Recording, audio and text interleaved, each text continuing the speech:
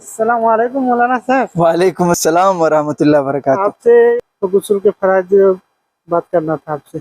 और खैरियत से हैं इंशाल्लाह, जरूर बताएंगे। और सब बताइए, खैरियत से हैं?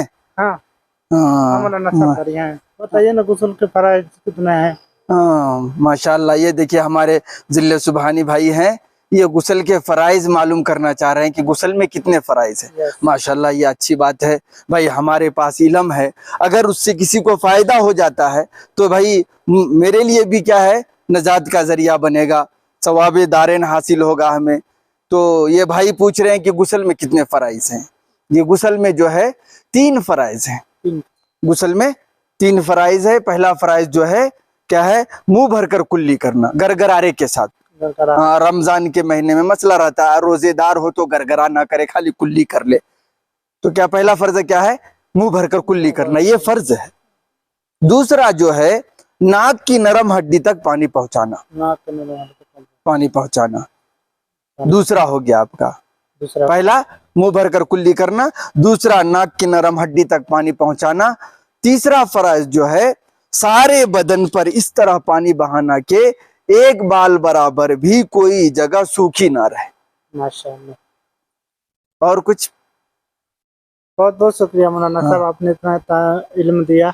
जज़ाकल्लाह खैर। कोई बात नहीं, अल्लाह जज़ा खैर अता फरमाए आपको भी। अगर कोई चीज जैसे मालूमात ना हो तो पूछ सकते हैं, हमारे इल्म में होगा तो जरूर बताएंगे, अगर नहीं होगा तो हमारे बड़े जो उलमा हैं, हमारे उस्ताद हैं, उनसे पूछकर आपको जरूर बताएंगे। जी अस्सलाम वालेकुम। वालेकुम सलाम वरहमतुल्लाहि वबरकातुह। आप सब किस बात पे आप लोग डिस्कस कर रहे हैं? जी हमारे ये जो है सुबहानी भाई साहब जो है गुस्ल के बारे में मालूमात कर रहे थे कि गुस्ल में कितने फराइज है। माशाल्लाह माशाल्लाह, बहुत अच्छी बात है। हर इंसान को चाहिए कि इल्म जिस चीज के बारे में मालूम ना हो, उलमा इकराम से जाकर मालूम करें। आपने बहुत अच्छा काम किया है कि आप कम से कम इनके पास आए और गुस्ल के फराइज के बारे में मालूम किया। तो हजरत बताए, आप समझ गए कि नहीं समझे? हाँ समझे। चलिए भाई, बहुत अच्छी बात है, बहुत तफसील से बताया मौलाना साहब, माशाल्लाह। तो आप तमाम दोस्तों से मेरी ये गुजारिश है कि आप सब भी इल्म के बारे में आप जाकर के उलमा से जरूर राब्ता करें और शर्माए ना। आपको जिस चीज के बारे में लगता है कि नमाज किस तरह पढ़ना चाहिए और गुस्ल किस तरह करना चाहिए, वजू किस तरह करना चाहिए, तो आप उलमा से, आलिम से जाकर जरूर राब्ता करें। आज के वीडियो में बस इतना ही, इंशाल्लाह मिलते हैं फिर दूसरे वीडियो में।